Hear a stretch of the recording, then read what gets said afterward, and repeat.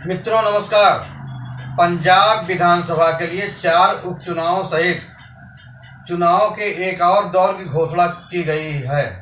स्पष्ट रूप से भगवंत मान सरकार के लिए इन चुनाव में बहुत कुछ दांव पर लगा है। हरियाणा में निराशाजनक प्रदर्शन के बाद उपचुनाव में चुनावी हार सत्तारूढ़ पार्टी के कार्यकर्ताओं का मनोबल गिरा सकती है और इसके भविष्य को लेकर संदेह पैदा कर सकती है। इसीलिए सरकार की तत्काल चुनौती कांग्रेस और भाजपा से कड़ी चुनौती के बीच उपचुनाव जीतकर राज्य में अपना राजनीतिक प्रभुत्व प्रदर्शित करना है। इसकी असली परीक्षा सरकार के वर्तमान कार्यकाल के अंत में होगी, जब इसके प्रदर्शन का मूल्यांकन इस कसौटी पर किया जाएगा। आम आदमी पार्टी पंजाब में पूर्ण बहुमत में है। क्या इसने अपनी नीतियों और प्रदर्शन से लोगों की स्वेच्छा से निष्ठा अर्जित की है? वर्तमान में गुरुओं और 5 नदियों की भूमि, जिसे भारत का अन्न भंडार और राष्ट्र की खड़क भुजा कहा जाता है, अपने लोगों को संकट में पाती है। गरीबी और इसके कारण सम्मान की हानि, नशीली दवाओं की लत, ढहते सार्वजनिक बुनियादी ढांचे और अमानवीय आर्थिक असमानताओं से बढ़ते सामाजिक विभाजन ने पंजाब की आत्मा को दागदार कर दिया है। कट्टरपंथ, राजनीतिक हिंसा, गुंडागर्दी, सरकार और प्रमुख कृषक समुदाय के बीच लगातार टकराव और भ्रामक भविष्य की तलाश में बेरोजगार युवाओं के बड़े पैमाने पर विदेश जाने की समस्या से निपटने के लिए कम कर्मचारियों वाली पुलिस को काम सौंपा गया है, जो राज्य के पतन की कहानी स्वयं बयां करता है।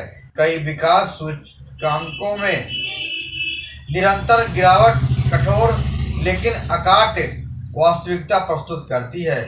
2023-24 के लिए नीति आयोग की पंजाब के लिए सतत विकास लक्ष्य रैंकिंग पर एक नज़र डालने से ही सब कुछ स्पष्ट हो जाता है। उदाहरण के लिए कच्चे काम और आर्थिक विकास से संबंधित एसडीजी 8 पर पंजाब को कभी भी अधिकांश विकास मापदंडों पर देश के शीर्ष 3 राज्यों में शामिल था। अब 18वें स्थान पर है। लैंगिक समानता पर यह 19वें स्थान पर है और अच्छे स्वास्थ्य और कल्याण के लिए 8वें स्थान पर है।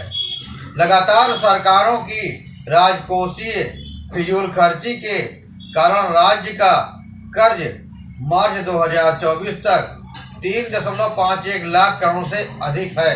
नीति आयोग के 2023 के बहुआयामी गरीबी सूचकांक के अनुसार पंजाब की 4.75% यानी कि 4.5% आबादी घोर गरीबी में रहती है।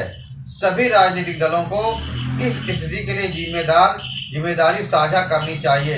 इसके लिए पहली शर्त है कि राजनीतिक प्रतिद्वंदियों के खिलाफ बदले की राजनीति से दूर रहना, पंजाब को आर्थिक मंदी के दुष्चक्र से निकालने और राज्य के भविष्य को सुरक्षित करने के लिए अभूतपूर्व विधायी बहुमत वाली मौजूदा सरकार को ठोस नीतिगत फैसले लेने की जिम्मेदारी लेनी चाहिए।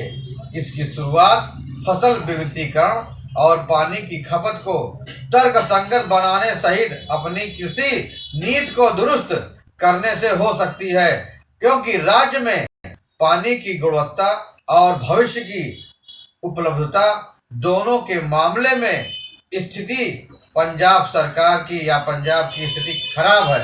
अक्टूबर 2024 में जारी global commission on the economic of water की एक रिपोर्ट ने भारत में कृषि के लिए असंतुलित सब्सिडी और पानी के अविवेकपूर्ण इस्तेमाल के बीच संबंधों की ओर ध्यान आकर्षित किया है।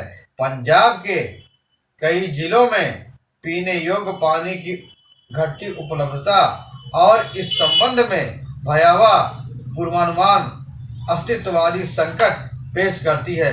कई आधिकारिक दस्तावेजों में दर्ज कारणों से पंजाब के शिक्षा और स्वास्थ्य क्षेत्रों में बदलाव की बेहद जरूरत है।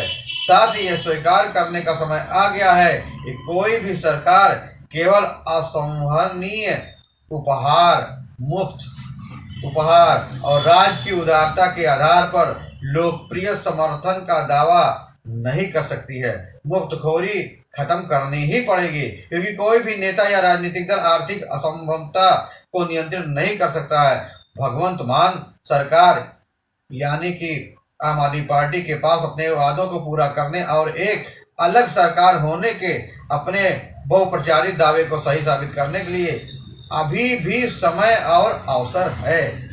ऐसा नहीं कि अवसर खत्म हो गया है, चाहे तो बदल सकता है। राज्य उस दलदल से बाहर निकालने के लिए अपने प्रयासों से उसमें वह खुद को पाता है।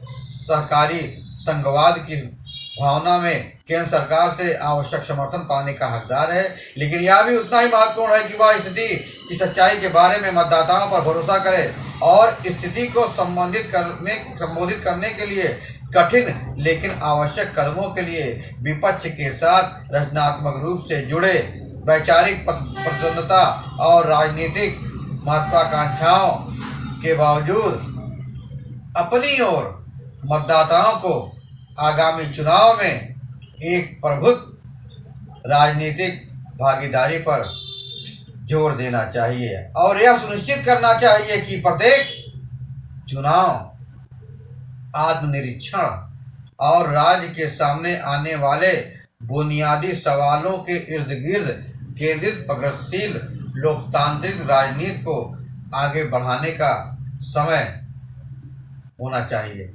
और सभी दलों, जिसमें बदला लेने की मुद्रा में बैठी राज्य कांग्रेस और फिर से उभरती भारतीय जनता पार्टी शामिल है, इनको पड़ोसी राज्यों में हुए उपचुनाव में इस स्पष्ट संदेश को याद रखना चाहिए कि लोगों की सामूहिक वृद्धि जो उनके अनुभवों की यादों से आकार लेती है, अंततः प्रकट होता है और राजनीतिक पंडितों की भविष्यवाणियों के लिए माफी नहीं मांगती।